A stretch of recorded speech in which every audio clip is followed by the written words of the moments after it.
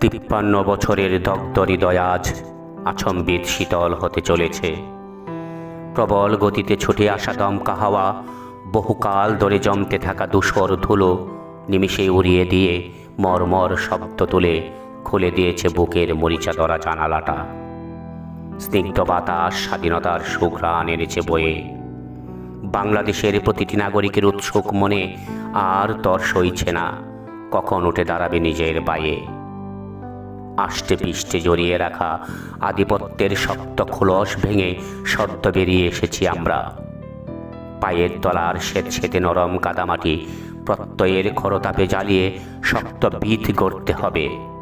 স্বপ্ন বুনতে হবে নিপুণ হাতে, এগিয়ে যেতে হবে বিদর্ভে।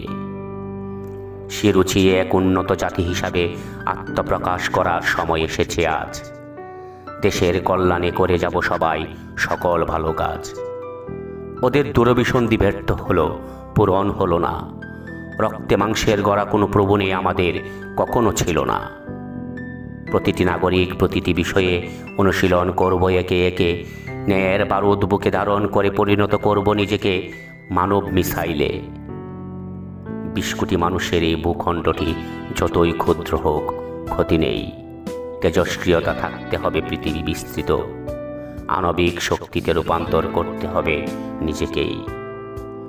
বহুকাল ধরে যাতনা সয়ে সয়ে আজ আমরা পরিণত হয়েছি অপ্রতিরোধ্য বীরে।